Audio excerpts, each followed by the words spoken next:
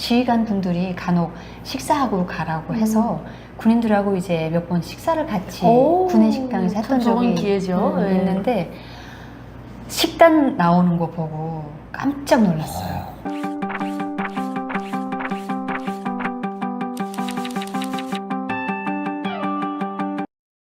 안녕하세요. 여러분 안녕하세요. 김가영 TV입니다.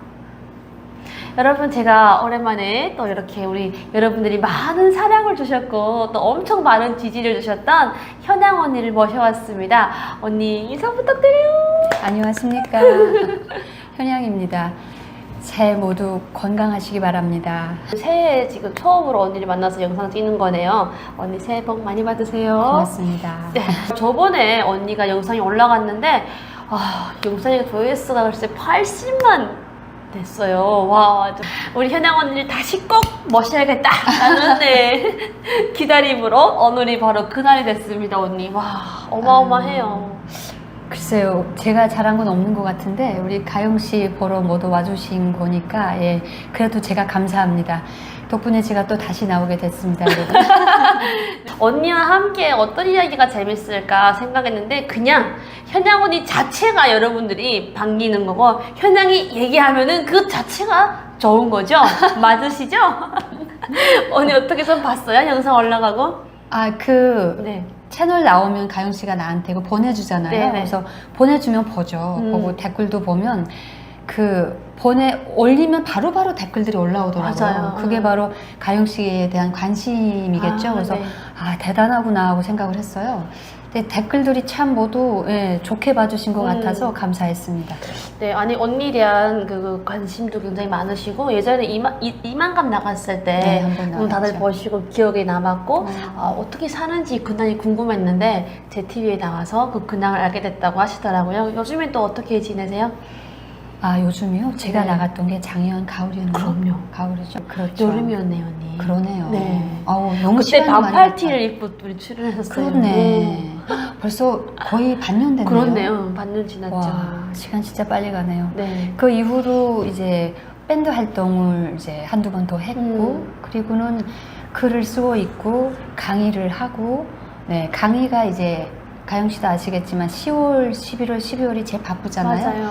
그렇게 보내다 보니까 한 해가 벌써 지나갔습니다. 맞아요. 한 해가 지나가서 또 나이 한 살 더 먹었죠. 그러네. 또 오늘 언니랑 이렇게 오랜만에 만났는데 또 이렇게 옷도 또 이렇게 맞춤으로 입은 것 같이 정말 그러게요. 색상을 또 이렇게 제가 일부러 지금 가리고 있어요. 네. 이렇게. 네, 또 색상을 이렇게 맞춰서 입고 왔는데요. 언니와 저 또 함께 강의도 같이 하다 보니까 강의에 또 여자 안 볼 수가 없는 것 같아요. 제가 또 강의도 하시고 또 그 전에도 강의는 꾸준히 해왔었잖아요. 강의를 하시면서 또 우리 그 군부대를 가서 딱 직접 강사의 신분으로 가게 되는데 느끼는 점이 굉장히 많거든요. 또 사람마다 다 느끼는 부분이 다르고 언니는 어떤 걸 느꼈을까요? 저는 남북한 통틀어서 군인들은 정말 고생한다, 감사한 존재들이다 라는 생각을 먼저 하게 돼요. 네, 맞아요. 물론 북에서는 잘못 군복이 악용되고 있긴 하지만 그래도 북한에 살 때 내 입장에서는 또 내가 사는 땅을 지켜준다고 생각을 했었거든요. 그렇죠. 근데 군인들이 고생을 많이 하잖아요, 북한은. 그러니까 그런 입장에서는 또 군인들이 고마웠었는데 여기 와서 보니까 그래서 어떤 땅에서든 군인들은 참 고마운 존재구나라는 생각을 많이 했고요. 그리고 너무 달라요. 달라요.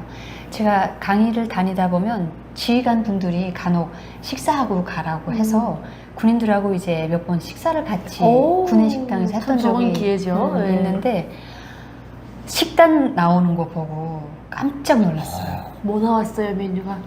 뭐 뷔페처럼 여러 가지 다 먹을 수 있게 나오는데 고기가 꼭 나오더라고요. 맞아요.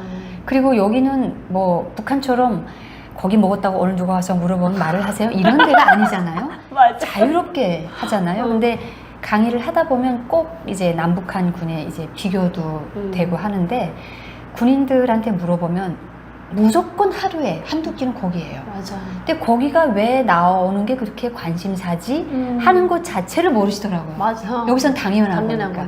근데 이게 북한에서는 고기 한 점 먹는 날이 명절이니까 일반 군인들이 참 너무 달랐고 그 이 가슴 아픈 현실 나는 또 북한을 경험해본 사람이니까 항상 북한 생각을 안 할 수가 없거든요. 없어요. 그래서 이 현실이 빨리 끝나야 되겠다. 그래서 누구나 우리 대한민국 군인들도 고생을 많이 하시지만 그래도 같은 인간으로서 이런 대우를 받고 군복을 입고 복무를 하는 게 맞지 않나라는 생각을 강의 갈 때마다 하게 되죠. 또 강의를 가서 이렇게 하다 보면은 군인들이 가장 또 이렇게 궁금해하는 부분이 있잖아요. 어떤 그 질문을 받았을 때 이런 것도 궁금해하는구나라는 질문을 받은 적이 있었나요? 여러 가지 질문이 매번 많이 다른데 맞아요. 공통적으로 빠지지 않고 나오는 질문이 있어요. 네, 뭐예요? 그게 그렇게 신기한 건 아닌데 북한을 탈출하게 된 이유랑 탈출 경로를 그렇게 궁금해들 하더라고요. 그러니까요. 그래서 요거는 매번 빠지지 않더라고요. 그래서 이거 자체가 앞에선 강사에 대한 관심이고 또 탈북민들에 대한 관심이라고 여겨져서 참 감사했던 것 같아요. 그럼 뭐 또 재밌었던 질문이라던가 아니면 좀 당황했던 질문도 있었나요? 이게 군인들한테 가서는 그렇게 당황했던 질문은 없었어요. 그래요? 근데 초등학교 학생들한테 갔을 때는 그런 질문들이 간혹 있는데 군인들인 경우에 그런 적이 한 번 있었어요. 뒤에 그날 그 정훈 장교님이 여자분이셨는데 남남북녀라는데 북한 여자들 다 예쁩니까? 이렇게 물어보시는데 뒤에 남한 출신 여자 군인분이 딱 앉아 계시니까 이거 답을 하기가 참 난처하더라고요. 난처했어요? 그래서 답을 뭐라고 했어요, 언니? 그래서 없는 말이 나오진 않았겠죠. 하지만 지금 보면요, 뭐 예쁜 사람, 뭐 평범한 사람 다 있는 건 세상 어디나 똑같습니다. 그냥 이렇게 대답을 했어요. 근데 사실 그게 또 맞는 말인 것 같아요. 맞는 말인 것 같아요. 근데 언니 솔직히 그 여장교가 없었다면 뭐라고 답? 없었다면 조금 더 농담을 섞어서 그 질문의 취지에 맞게 재미나게 대답을 해드렸을 것 같아요. 자, 그러면 지금 이 앞에 그 군인이 보고 있다고 하면 어떤 질문을? 지금은 훨씬 더 많은 남쪽 출신 여자분들이 보고 계시기 때문에 말하기가 곤란합니다. 근데 옛날에는 제가 그 조선 대동여 지도를 만든 김종호라는 분을 주인공으로 하는 영화가 남한에도 있고 북한에도 있어요. 그런데 남한에서 만든 영화를 이제 봤는데 그 영화에서도 그런 말이 나오더라고요. 남남북녀라고 함경도 쪽에 가니까 지도를 그리려면 전국을 순회를 해야 되잖아요. 그러니까 이분이 김종호라는 분이 지도를 만들기 위해서 이제 저쪽 북쪽 끝에까지 갔는데 역시 남남북녀라고 함경도 쪽에 가니까 여자들이 예쁘더만 이런 대사가 영화에도 나오더라고요.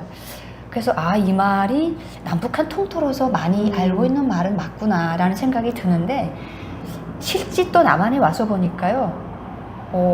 최근에는 뭐 훨씬 더 예쁜 분들이 많고 분위기적으로 남한은 세계하고 소통을 하고 오픈된 세상이기 때문에 많이 세련을 됐잖아요. 그래서 그 말은 뭐 이제는 옛날 얘기이지 않나 하는 생각도 들어요. 맞아요. 저도 항상 어디 가면 그런 질문 굉장히 많이 하거든요. 난감해요. 왜냐면 또 제가 여자인데 여자애한테 남남북녀 맞나요? 하고 물어보면은 제가 그러거든요.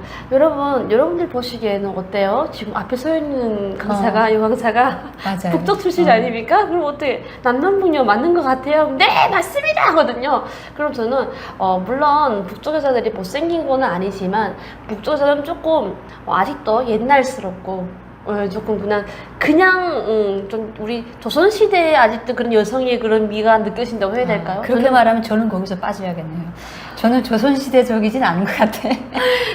저는 여성이라면 그런 느낌이 나고 순수하고 고상하고 예쁘고 그다음에 맞죠. 그냥 그 자체로 여성의 그 미가 느껴지고 맞아요. 한국에 와서는 세련되고 조금 다른 분위기에 다른 아름다움 아름다움은 느껴지거든요. 그래서 조금 그건 옛날 말이다라고 저도 느껴지긴 해요. 근데 솔직히 성형을 안 한 치고는 북쪽 여자들이 좀 많이 예쁘다. 그걸 감안한다면 좀 그렇긴 하죠. 그런 것 같아요. 네. 그러면 또 강의를 하면서 제가 저도 강의를 하다 보니까 여러 가지 느끼는데 언니가 아까 느꼈던 것 중에 또 하나가 우리 한국 군인들이 안경을 쓴 거에 언니는 괜찮았어요. 맞아요. 북한에는 안경 쓴 군인이 없죠, 일단. 그래서 그게 참 놀라웠는데 이게 어떻게 생각하셨어요? 저는 어릴 때부터 핸드폰을 많이 접해서 컴퓨터를 많이 접해서 이러지 않나. 그러니까. 그런 생각을 했었어요. 유독 많죠. 맞아요. 근데 북한에는 안경을 쓰면 군입대가 안 되잖아요. 근데 한국에는 또 군입대가 가능한 것도 신기한데 또 비율도 굉장히 많다는 거에 저는 너무 놀라웠어요. 그게. 예, 그리고 또 그 부대 군인들한테서 땀내가 나야 되는데 땀내가 아닌 향수내가 나요. 향수. 맞아요. 향수내가 나요. 저는 그것도 너무 참 북한군인들이 불쌍하다는 생각이. 그렇죠. 예, 한국 군인들도 분명히 땀 냄새가 나고 군인의 그 향기가 나야 되는데 향수내가 나는 거에 제가 항상 강의 가서 여러분들 보면서 향기가 나는 거에 일단은 감사해야 된다. 강의를 하다 보니까 장교들도 굉장히 많이 만나잖아요. 네. 장교들을 만나면서 그런 또 현역 군인들이잖아요. 현역 군인들의 차이에서 또 비교한다면 어떤 부분이 더 비교가 되는 게 있나요? 예전에 남편이 군관이라고 얘기했었거든요. 네네. 군인이고 집안 자체가 군인들이 많이 왔다 갔다 했어가지고 근데 일단 가영 씨가 얘기한 것처럼 향기 자체가 다르고요. 그리고 장교들이 사회민을 대한 사회 사람을 대하는 태도 자체가 너무 부드러워요. 딱딱하지 않죠. 북한은 좀 많이 딱딱하죠. 군인들만 그런 게 아니라 일반적인 사람들이 좀 경직된 사회에서 살다 보니까 자기도 모르게 이게 경직이 몸에 배 있는 경향들이 있는데 여긴 좀 많이 부드러운 것 부드럽고 같아요. 한국에는 인원이 굉장히 많아서 좀 북한도 많아요. 아. 그래서 군인 가족들이 제일 어려워하는 거 애들이 조금 학교에 적응할까 하면 또 다른 곳으로 이사 가고 맞아요. 여기나 거기나 군인들은 다 비슷한 것 같아요. 비슷하구나. 또 한번 지금도 우리나라에서 정말 우리나라를 지키고 있는 군인들이 너무 그쵸. 감사하고 네. 특히 현역 군인들 장교들이 너무 고맙다는 생각이 들어요. 얼마 전에 저도 마지막에 인사했던 그분이 오늘 강사님 저 마지막입니다 하는 거예요. 배우들이 12년 군복무하고 전역하신다는 거예요. 근데 아기가 태어나가지고 이제 학교 가야 되는데 계속 이동이 있으니까 너무 힘들어서 그렇겠네. 그만둔다고 하시는 게 너무 가슴이 아프더라고요. 그래서 그걸 보면서 정말 다시 한번 우리 군인들 감사해야 된다는 생각을 했습니다. 그러면 또 언니가 지금 최근 근황에서 또 강의하는 거 있고 또 그거 외에 또 뭐가 있나요? 그 외에는 특별히 없죠. 그때 말씀드렸을걸요? 글을 쓰고 있다고. 그 글을 쓰는 거 어떻게? 그거는 영국에 있는 신문사에 네. 정기적으로 그때 그냥- 보내는 글이라고. 네. 그렇게만 얘기했었어요. 지금도 그 똑같은 지금도 거예요? 계속 아. 올해 또 새로 계약을 응. 새해가 밝았으니까 재계약을 하자. 그래서 재계약을 해서 계속 써야 될 것 언니는 같아요. 글 쓰는 게 재밌나 봐요? 재밌어요. 어떤 느낌이에요? 글을 쓰면? 어떤 느낌이냐면요. 제가 이제 조금 결벽증은 병이라고 저는 개인적으로 생각하는데 결벽증까지는 아니지만 이게 뭔가 정리가 안 되고 뭔지 이거 용서가 안 되는 타입인데 글도 그래요. 머릿속에 정리 안 됐던 뭔가 생각은 많았는데 뭔지 모르겠었던 나의 생각을 집을 정리하듯이 딱딱딱딱 글을 쓰면서 정리가 되고 강의에도 많이 도움이 돼요. 그러겠죠. 아무래도 항상 얘기하잖아요. 말을 뱉기 전에 머리에서 맞아요. 정리를 하고 뱉으라는데 근데 머리에서만 정리하는 것과 그것을 글로 꺼내놓고 글은 또 보내려면 토 하나, 단어 하나 다시 또 이제 다듬어서 보내야 되거든요. 그런 과정에서 정리 되거든요. 이게 상당히 중요하더라고요. 얼마나 하셨죠, 이제는? 그 글 쓰는 일을? 거기 신문사하고만 계약한 거 한 2년 정도 했고, 다른 글도 집에서 이제 취미로도 쓰고 있고. 그럼 꽤 몇 년 되신 거네요? 네, 저는 어릴 때부터 일기도 쓰고 글 쓰는 걸 좋아했어요. 글 쓰는 거 자체를 좋아하네요, 언니는. 하나의 어찌 보면 취미가 글 쓰는 게 언니의 취미 취미라고. 중에 하나이기도 하죠. 맞아요. 또 언니 아까 좋은 소식 중에 하나가 미국에 공연 가신다고.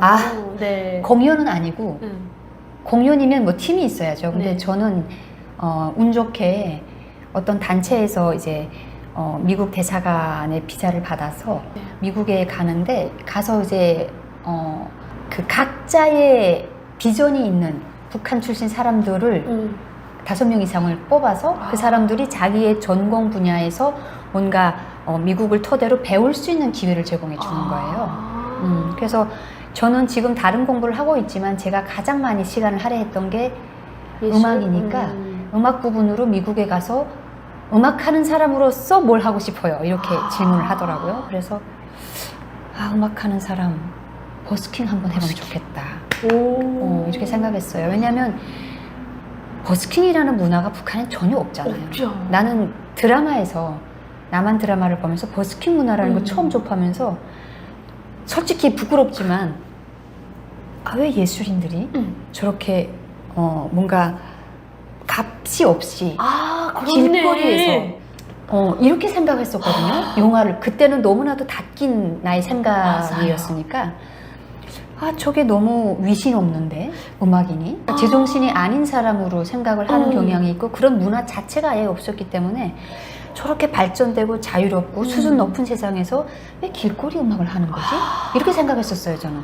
그런데 와서 보니까 이게 예술을 자유롭게 표현하는, 인간의 자유를 표현하는 예술의 한 종류구나라는 걸 알게 돼서 그럼에도 불구하고 저는 한국에서는 한 번도 못 해봤어요. 버스킹을 못 해봤어요.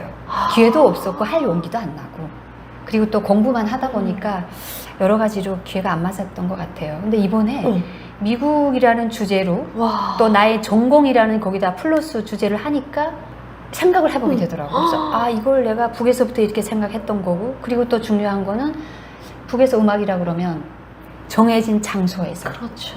곡목도 다 정해지고 정해진 옷을 입고 머리도 하나같이 똑같이 가발을 쓰고 뭐 이런 게 다 있잖아요.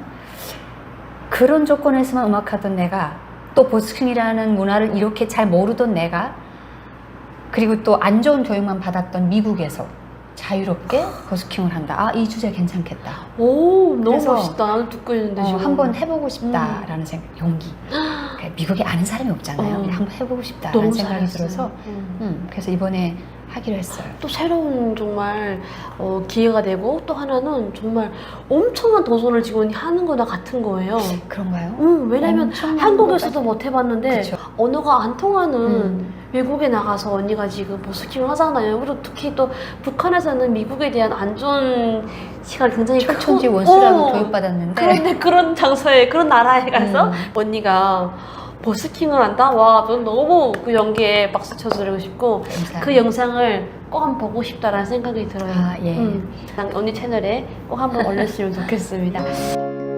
자, 그러면 또 언니와 함께 이렇게 이야기를 하다 보니까 저는 이런 얘기를 꼭 언니랑 해보고 싶었거든요. 언니가 북한에서 정말 음악을 어릴 때부터 쭉 해왔고 지금도 그 음악을 사랑하는 한 사람이잖아요.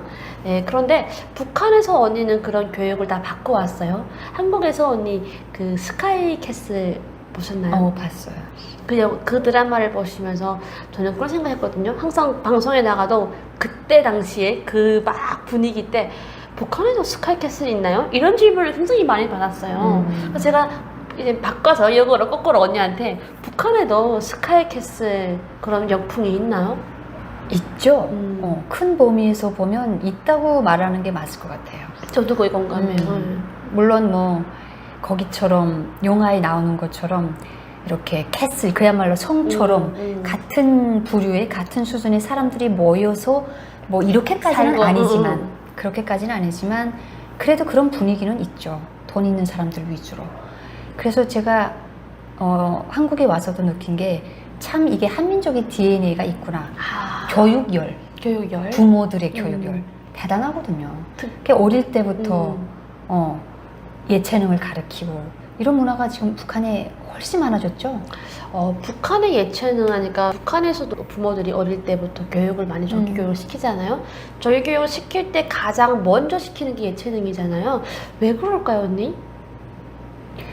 예체능은 사람이 살아가는 인간 생활에서 꼭 이렇게 접목해야 되는, 또 그걸 갖고 있으면 즐겁고 그 사람이 또 좋아 보이는 느낌이 있나 봐요. 그래서 저는 이런 생각을 해봤어요. 우리가 살아가는데 예체능은 그야말로 우리 삶 그 자체인 것 같아요. 사람이 옛날에 말 못하는 원시인 시대도 음악이 발전된 계기가 물론 종교적으로 발전되긴 했지만 그 전에 말 못할 때 인간은 벌써 슬프면 소리 지르고 기뻐도 소리 지르고 몸으로 표현하면 그게 발전돼서 무용이 됐고 이제 소리 지르는 게 발전돼서 거기다 가사가 입혀져서 노래가 됐고 이게 우리 생활이 그대로 예술이거든요, 사실. 그걸 또 이제 손재간 있는 사람들은 돌을 쪼아서 그림을 만들었고 이게 미술이 됐고 어쨌든 이게 예술이라는 거는 인간의 가장 밑바탕에 잠재해 있는 잠재의식 같은 거라고 저는 생각을 하거든요. 그러니까 그거를 사람들은 조금만 여유 있으면 그거를 개발하고 싶어 하고 뭔가 좀 더 드러내려고 하는 그런 게 있는 것 같아요. 또 이게 음악을 통해서 뭔가 쌓여있던 너피물들이 쫙 빠지는 느낌이 들어요, 저는. 한국에는 이렇게 집안에서는 노래를 빵빵 켜놓을 수가 안 돼, 없잖아요. 안 돼요. 그러니까 차 안에서 정말 최대로 볼륨 빵빵 켜놓고 노래요? 노래를 하거나 듣고 있으면은 이게 뭔가 막 쌓였던 게 쫙 이렇게 아, 빠져나가는 느낌이 들어요. 그러니까 한은 이렇게 푸는 건가? 뭐 이렇게 생각을 하면서 제가 나름 위로를 하거든요. 근데 저는 또 북한에서 예체능 하면은 북한 솔직히 가난하잖아요. 가난하고 멋살고 그런 정말 태폐적이고 또 닫힌 공간임에도 불구하고 예체능을 그렇게 막 선호하는 이유가 뭘까요? 희노애락 중에 예체능은 빠지면 안 되죠. 아까도 말했지만. 그게 특히 나 같은 경우를 예를 들면 출신 성분에서 제일 자유로운 게 예체능이거든요. 그렇죠. 그래서 그걸 했던 것 같아요. 나는 이거는 안 되는데 예체능에 대학교에 입학한다 할 때 그렇게 출신 성분을 막 따지진 않거든요. 그래서 많이들 하는 것 같아요. 또 그리고 여자로서는 좀 살아갈 때 좀 완전 편리하죠. 그렇지 그렇죠? 않나요? 저는 그렇게 생각해요. 북한에서 여자로 살아갈 때 예체능을 하면은 또 그 삶이 조금 더 일반적인 것보다는 조금 더 그래도 편하게 저는 대우를 받고 산다고 생각하거든요. 솔직히 여자들 대우받는 직업 별로 없잖아요. 맞아요. 근데 예체능을 함으로써 그 조금 사람들의 환호도 받고 조금 관심도 받고 하니까 맞아요. 좀 많이 하지 않나라는 생각도 해봐요. 그렇죠, 그렇죠. 그러면 또 언니가 그 스카이캐슬 드라마 보면서 그 아이들이 정말 공부를 정말 열심히 하고 또 그 아이들 뒤에는 엄마들이 정말 치맛바람을 흔들리면서 교육을 시킨단 말이에요. 북한에 계실 때 언니도 이 정도로 열심히 공부했다 이게 있어요? 나는 정말 예술대학교 다닐 때는 정신 나가게 공부했죠. 어느 정도 정신이 나갔던 거예요? 방학에도 거의 학교 나가 살고. 저 아침에 일찍 학교 갔다가는 저녁 꼭 어두워져서야 집에 가고.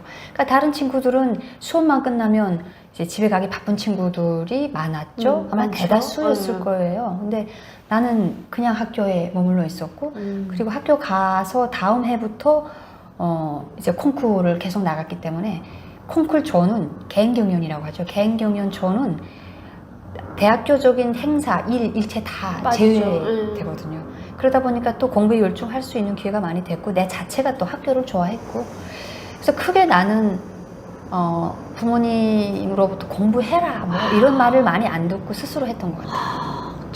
공부해라는 말 안 듣고 채찍이 한 번도 안 맞아보고 공부를 잘한 케이스잖아요. 그럼 주변의 아이들을 봤을 때 뭐 이 정도로까지 공부한다는 게 이 말 하면 또 가슴이 아픈데 저는 제 아들을 그렇게 공부시켰었어요. 참 못된 엄마였었죠. 네. 아들이 근데 자꾸 기대감을 줘요. 애가 머리가 좋아가지고 어릴 때부터 잘했거든요. 그러니까 부모 욕심이 더 나더라고요. 그리고 우리 집안 자체가 출신 성분이 안 좋았기 때문에 실력만이 우리를 좀 그나마 이 사회에서 그나마 부대끼면서 살 수 있는 조건이 실력밖에 없다라고 생각을 해가지고 아들을 많이 그러니까 내가 어떤 책을 봤는데요. 네. 5년 7개월부터 태어나서 5년 7개월 되는 달부터 피아노 공부를 시키면 가장 최적이래요. 그래서 제가 우리 아들 5년 7개월 딱 되는 달부터 피아노 공부를 시켰거든요. 그리고 그 달 피아노 공부를 시작됨과 동시에 일가표를 걔 침대 머리맡에 이렇게 붙여놓고 일가표대로 군대처럼 생활을 시켰어요. 5년 7개월이면 5살잖아요. 만 5살부터. 와. 지금 생각해보면 너무 가슴 아프고 너무 미안하죠, 아들한테. 근데 아이는 잘 따라왔나요? 잘 따라오고 처음에는 좀 그러니까 그런 게 있어요. 딱 유치원 갔다 오거나 내가 초등학교 1학년 입학시켜놓고 왔기 때문에 초등학교 들어가서 집에 와서 숙제를 먼저 하고 나가 놀아야 된다. 숙제를 못하면 못 논다. 숙제를 해요. 하고 어머니 나가 노는 시간입니다 하고 나가요. 나갔는데 이제 애가 정신없이 놀다 보면 들어와서 씻고 저녁 공부를 해야 되는 시간을 깜빡하고 그냥 노는 거죠. 그래서 내가 시간을 딱 맞춰서 애를 가서 데리러 가면 이렇게 자기가 잘못한 걸 아는 거죠. 잘못한 것도 아닌데 그 일가표를 어겼다는 걸 인정하고 이제 어머니 잘못했다고 하는 거예요. 그리고 들어와서 씻고 공부를 해요. 저녁 공부. 그런데 이게 한 몇 달 반복되니까 애가 그 시간이 몸에 자동으로 배워가지고 내가 어디 이제 애를 데리고 가잖아요. 그러면 애는 시계도 없는데 어머니 지금 몇 시입니까? 물어보는 거예요. 그래서 아 지금 내가 오후 공부 시간인데 어머니 날 지금까지 데리고 다녀도 되겠습니까? 애가 오히려 이렇게 말할 정도로 일가표가 몸에 배더라고요. 그러니까 기질이 군인 기질이 애가 몸에 있었던 건지는 모르겠는데 아빠의 군인 기질과 엄마의 그 공부의 교육열이 같이 합쳐가지고 딱딱 됐을까요? 참 지금 생각해보면 미안하면서도 너무 고마운 아들이었어요. 너무 잘 따라주고. 근데 어찌 보면 언니가 그렇게 뭔가 기초를 딱 다져놓고 오셨기 때문에 아이가 더 그걸로 인해서 더 한 단계 한 단계 올라가는 게 수월하지 않을까요? 글쎄요. 왠지 그렇게 생각하는데요. 그렇게 되면 좋고요. 어쨌든 저는 미안한 마음이 더 크네요. 그럼요. 그냥. 아무래도 아이에게 하니까 미안함밖에 들 수밖에 없는데 언니가 정말 그 드라마에서 나왔던 아니, 저 그 정도로 막 이렇게 막 악하게 하진 않았어요. 물론 언니 5년 6개월 아이한테 시간표를 두고서 지금 교육을 했다면서요. 그러면 언니도 엄청난 교육열이었던 거예요. 이건 누가 참 막 악하게는 안 해도 어찌 보면은 말은 안 해도 카리스마가 느껴진 엄마. 그러니까 우리 아들은 내가 큰 소리를 잘 안 쳐요. 근데 큰 소리를 내지 않아도 딱딱 알아서 들어주는 아들이라서 내가 복이 많은 거죠. 그런 자식이 있나요? 그것도 어린데. 그러니까 그래서 우리 여동생이 그랬어요. 언니 나는 결혼을 못하겠어 무서워서. 내가 결혼해서 애를 낳으면 언니하고 나 자매 둘밖에 없는데 비교당할 거 아니야. 내가 만약에 언니 아들 같은 아이를 못 낳으면 너무 비교당할 것 같아서 나는 저런 애를 낳을 자신이 없어. 이럴 정도로. 그래서 지금 생각해보면 걔가 아마 이렇게 엄마를 일찍이 잃어버리려고 그렇게 자립성이 강했나 싶어요. 그때 그 스카이캐슬 드라마 할 때 당시에는 북한에도 스카이캐슬 같은 그런 어머님이 계시나요? 했는데 정말 옆에 계십니다. 네. 그리고 정말 남북한 할 것 없이 이 엄마들의 그 교육열과 그 치맛바람은 똑같고 여전한 것 같아요. 그런 것 같아요. 왜냐면 북한도 보면은요 엄마들이 막 도시락을 싸 들고 따라다니는 엄마들이 있고 또 막 시험 기간에는 엄마들이 그 정문 앞에 서서 막 기다리면서 하는 엄마들이 굉장히 많잖아요. 맞아요. 언니도 그런 많이 경험했죠? 그랬죠. 언니도 그렇게 했었겠죠? 그렇죠. 언니는 아기 초등학교 들어갈 때 그렇게 했었나요? 초등학교 전부터 5년 7개월 피아노를 시작한 달부터 제가 예술대학교 하나급 동창 그 친구한테 제 아들을 맡긴 맡겼어요? 거예요. 네. 그 친구가 예술대학교 졸업하고 예술대학교 북한에선 교원, 여기선 교수죠. 바로 떨어진 거예요, 거기에. 그래서 학교에 교수로 있다 보니까 제가 그 친구 매 일주일에 3번 애기 손잡고 이제 예술대학교 출근을 하는 거예요. 출근해서 레슨 받을 때 옆에 이렇게 앉아 있다가 또 데리고 오고. 그러니까 어떤 때는 학교가 좀 무슨 행사 있거나 시끄러우면 그 친구가 또 우리 집에 오고 이런 식으로 왔다 갔다 하고 학교에 입학한 다음에는 아기를 매일 손잡고 학교까지 데려다주고 퇴근 오후 시간에는 또 이제 데리러 가고 했었는데 애가 초등학교 들어간 다음에 한 번은 어머니 나 데리러 오지 마십시오 이러는 거예요. 엄마라고도 안 했어요. 어머니라고 했어요. 근데 나는 한 번도 엄마라고 불러본 적이 없어요. 내 어머니를. 그러니까 그걸 봐서 그런가? 애가 항상 어머니 했고 어머니 데리러 오지 말라는 거예요. 그래서 왜? 그랬더니 자기 혼자 올 수 있다고. 우리가 살던 고향에는 학교들이 많잖아요. 맞아요. 가깝단 말이에요. 도보로 한 10분? 뭐 그래봐야? 그 거리를 자기 데리러 오면 그러니까 엄마가 데리러 오면 불편한가 봐요. 그래서 내가 한 번은 애가 도대체 내가 뭐가 있는 게 불편해서 저럴까 하고 혼자 오는 걸 몰래 봤더니 이렇게 막 신발 주머니를 돌리고 막 그 친구들하고 어깨 동무하고 그게 바로 아이들이 신나게 오는데 나하고 오면 손 딱 잡고 꼿꼿하게 와야 되니까 그게 싫었었나 봐요. 맞네. 그래서 그 다음부터 조금 이해가 되더라고요. 그래서 데리러 안 가고 대신 좀 늦어지는 것 같으면 담임 선생님하고 전화를 해서 좀 이제 학교를 나오는 걸 제대로 확인 좀 하고 이런 정도로 간섭을 했었죠. 자, 그러면 북한에서 그런 교육 받을 때 과외비라던가 이런 거를 조금 많이 부담스러울 정도였나요? 금액이? 글쎄요. 피아노 레슨 같은 경우에는 한 달에 $100 정도. $100 정도. 근데 그 $100가 같이 있었을 때 우리 한국이랑 다르잖아요. 한국에서는 그렇죠. $100 가치가 솔직히 뭐 10몇만 원이니까 그냥 뭐 괜찮다 하지만 북한에서는 $100 가치면은 어느 정도의 가치였죠?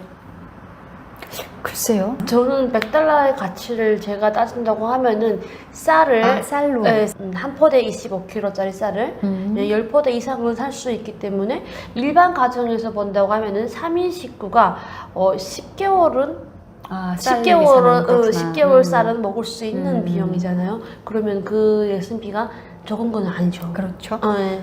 그래서 피아노는 북한에서는 피아노 치는 사람이 많지 않잖아요. 아주 좀 사는 집에서 치는 정도지만 남한에서는 평균 수준이 돼 있더라고요. 맞아요. 이게 잘 사는 사람들의 레벨 자체가 달라요. 남과 북은. 어떻게 다르다고 생각하세요, 언니? 잘 사는 사람들의 레벨 자체가? 북한에서 잘 산다 그러면 뭐 좋은 집에서 그냥 좀 좋은 물건들을 집 가장짐물들을 놓고 살고, 그리고 먹을 걱정, 입을 걱정 없는 정도면 잘 사는 거라고 생각하죠. 그런데 남한에서는 잘 산다는 정도가 좀 부동산이라든가 네, 어디 땅이나 이런 정도를 갖고 있어야 좋은 차. 근데 북한에서는 부자들이 일단은 차를 못 갖고 있잖아요. 맞아요. 이게 차이가 차원이 다르다고 말을 해야 맞을 것 같아요. 어마어마한 차이가 있죠. 북한의 뭐 부자가 아무리 부자여도 무슨 의미가 있나요? 그렇죠. 의미가 없어요, 북한의 부자들은.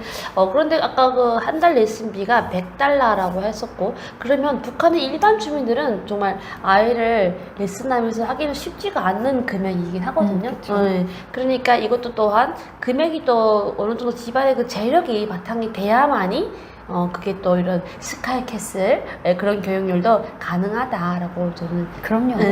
북한의 그런 교육열에서 봤다고 하면은 또 아까 잠깐 언니가 먼저 얘기했는데 북한과 우리에서 삶에 있어서 저는 정말 큰 차이가 있다고 생각하거든요.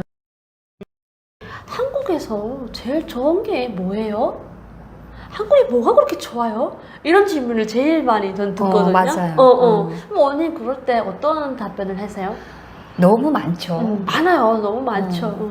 너무 많아서 어떤 게 첫 번째로 좋은 건지 두 번째인지 잘 모르겠어요. 그런데 저는 북에 있을 때 남한은 돈밖에 모르는 자본주의, 썩어 빠진 자본주의 이런 교육을 받았잖아요.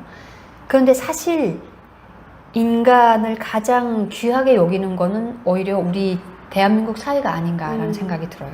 그게 어디서 드냐면, 제가 이 말은 몇 번 했을 건데, 단수한다고 방송으로 알려주는 거, 불편할까봐. 불편할까봐. 이것 자체가 사람을 귀하게 여긴다는 증거라고 생각을 해요. 근데 북한에서는 아니, 전기를 주면서 생색내고 물이 나와야 되는 수도관에서 물이 나오면 그게 신기한 거잖아요. 맞아요.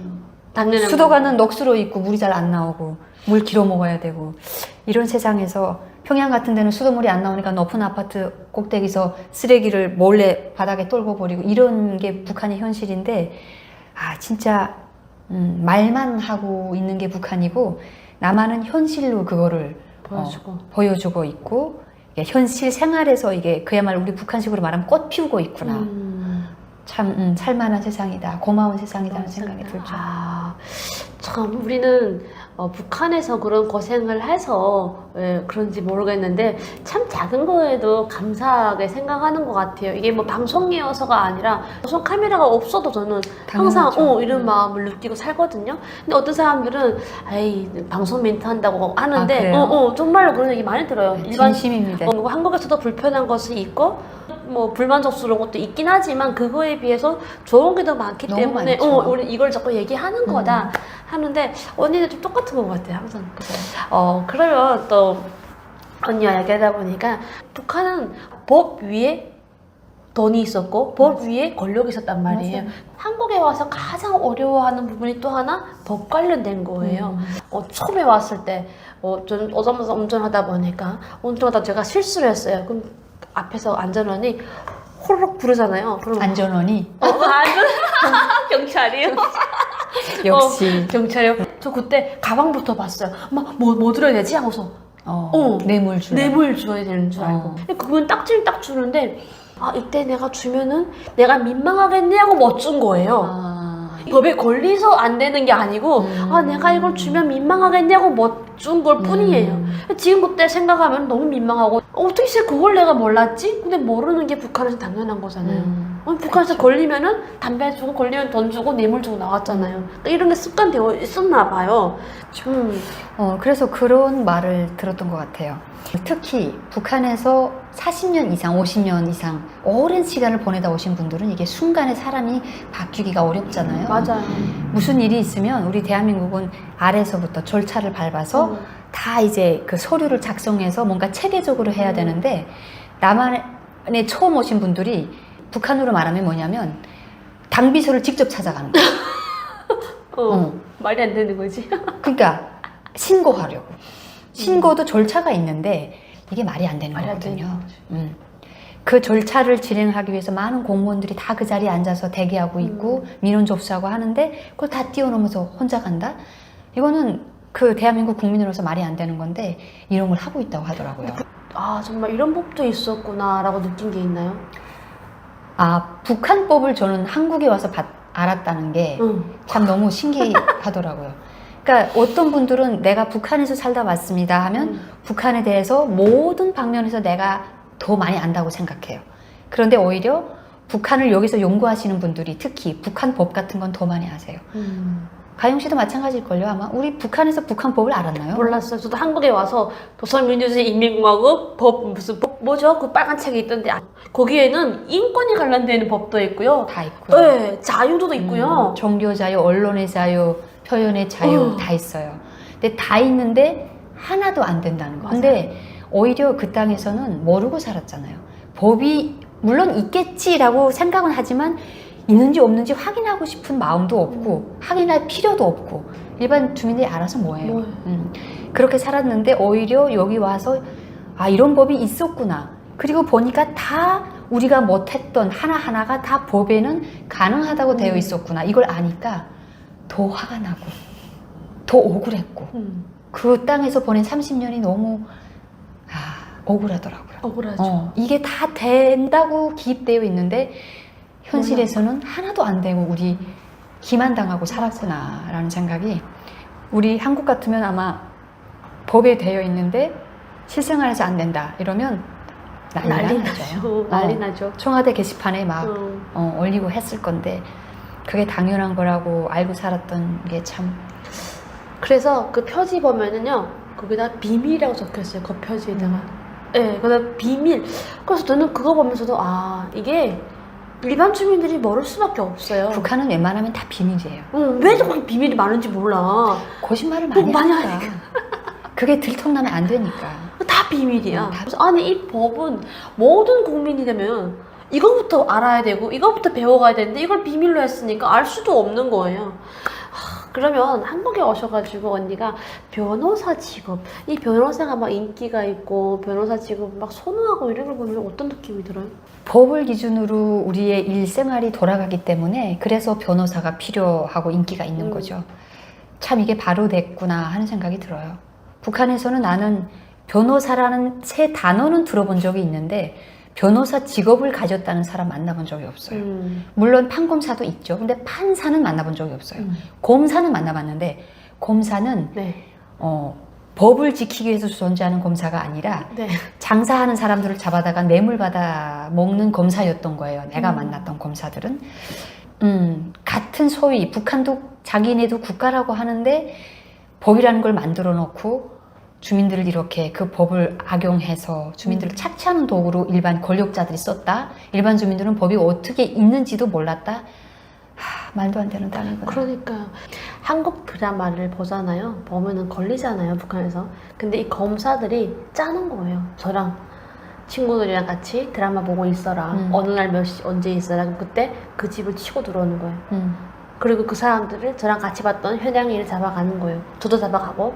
그럼 현양이는 제가 신고한 걸 모르는 거예요. 저도 같이 잡아가니까. 저희 엄마가 현양이 엄마한테 가서 돈을 얼마만 주면은 우리 애들을 구할 수 있단다. 그러면 $10,000, 20,000달러잖아요. 20,000달러 줘야 된다. 진짜? 진짜. 그러면은 현양이 엄마는 10,000달러 줄 수밖에 없잖아요. 애를 살려야 되니까. 그럼 저는 10,000달러 안 내도 되는 거예요. 그래서 전 10,000달러 낸 걸로 하고 나오는 거예요. 그리고 검사는 저를 어떻게 해주겠어요? 저의 모든 걸 뒷배경을 봐주는 거예요. 이렇게 하는 검사가 있었고 이런 제안을 제가 받았었어요. 안 했겠죠, 물론. 안 했죠. 그렇지. 가영. 앞에서 안 하겠다고 하는 게 아니라 알았다고 고민해보겠다고. 와, 내가 알던 것보다 더 최악이네요. 네. 난 이런 제안까지 받았어요. 우리 엄마랑 엄청 친한 저보다 더 훨씬 윗 어른들한테는 저런 그렇죠. 것도 이루어질 거란 말이에요. 저는 그때 당시에 초년생임에도 불구하고 그런 거래가 저한테 조건을 들이댔는데 저는 그걸 보면서 아 검사라는 거는 이런 사람들이었구나 생각했어요. 와, 난 그런 말은 처음 들어봤어요.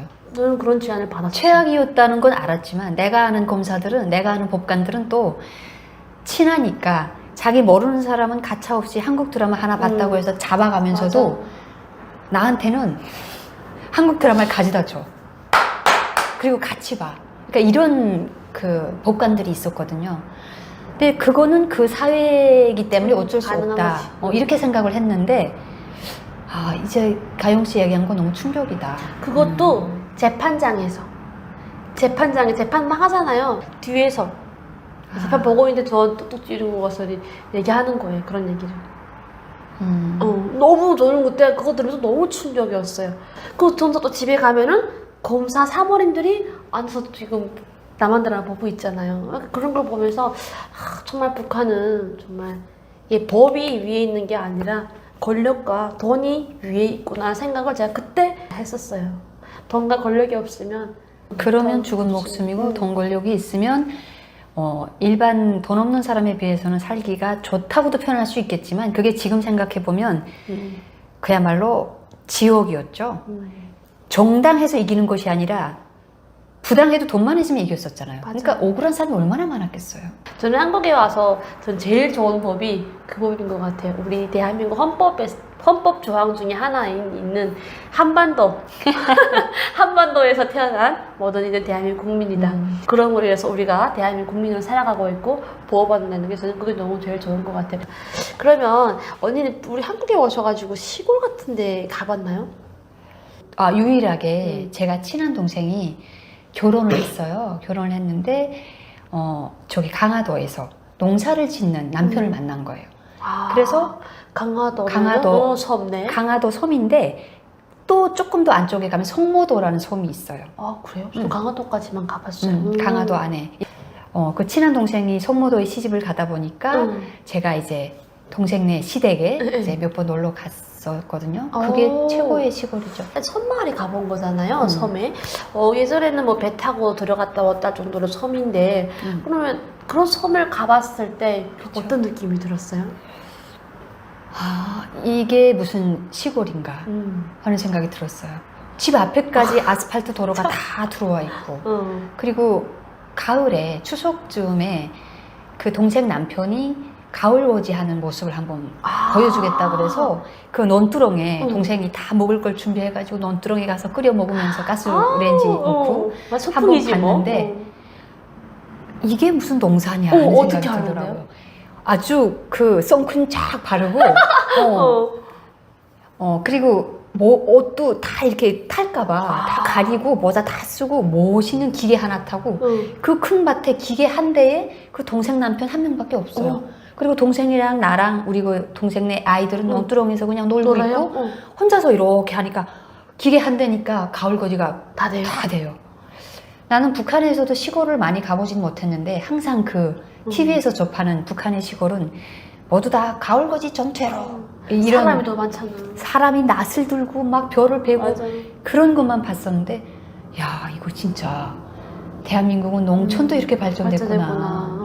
농사 지을만 하겠다라는 저는 생각. 가을고지도 아직 한 번도 못 봤어요. 컸겠죠, 물론. 엄청 크죠. 그 끝이 안 보이는 논밭인데 혼자서 다 해요. 다 해요. 와. 그럼 농촌에 시집 가면 농사 짓는 거 아니네요? 그래서 내가 야 너는 시골에 시집 왔다 해서 난 너 고생한다고 생각했는데 일을 좀 할 거라고 생각했는데 숙녀네 숙녀. 네가 하는 일이 뭐니 하니까 언니 그래도 뭐 봄에 조금 뭐 낸다고 하더라고. 그때는 조금 일손이 필요한데 그때 말고는 괜찮고 또 이제 일꾼들을 일손을 쓸 때 밥 해주고 밥도 뭐 지가 해주나요? 뭐 다 받아서 이렇게 크게 다라고 하대요. 참 신사적으로 하더라고요. 그래서 그분은 북한처럼 생각하고 시골에 간다고 생각했는데 또 시골에 시집가고 나쁘진 않네요. 나쁘지 않아요. 네. 우리 동생 잘 살고 있어요. 그래서 너무 잘 됐네요. 저 같은 경우에도 촬영한다고 저는 시골에 많이 가보거든요. 가보면은 정말 여기 분명히 섬이야라고 하는데 차를 타고 이동하니까 섬이라는 느낌이 안 들고, 맞아요. 네, 그리고 여기는 분명히 시골이라 했는데 밤이 되면 하나에 불 들어와 있으니까 시골이라는 느낌이 안 드는 맞아요. 거예요. 그래서 혹시나 어떤 언니도 이런 걸 느꼈나 해가지고 물어봤는데 느꼈죠. 아니가 다를까 당연히. 느꼈네요. 느꼈죠. 북한 땅에 살고 있는 모든 주민들도 시골에도 전기가 들어와서 정말 밝은 등 밑에서 밥을 먹는 그런 날이 빨리 왔으면 좋겠다라는 생각을 잠시나마 해봤습니다. 오늘 현영 언니와 함께 우리 영상을 여러 가지 찍어봤는데요. 최근에서 가장 또 기쁜 소식은 미국에 가서 언니가 버스킹 한다는 그 소식이 또 가장 반갑고 핫한 소식이 아닐까라는 생각을 합니다. 여러분들 지금까지 현영 언니와 함께 했는데요. 현영 언니 예전과 똑같이 많은 사랑과 지지 부탁드리겠습니다. 또 언니 오랜만에 나와주셨으니까 마지막으로 하실 얘기 있으면 뭐 한마디 아니요. 해주세요. 뭐 마지막 멘트는 가영 씨가 하셔야죠. 그래도 한마디 여러분들께 해주세요. 예. 가영 씨에게서 전해들은 바로는 제가 출연해서 시청자분들이 반겨주시는 분들 많이 계시다고 들었습니다. 예. 감사합니다. 네, 우리 현영 언니 많은 응원과 또 김가영 TV 많은 응원 부탁드리겠습니다. 감기 조심하시고요. 항상 건강하세요. 감사합니다.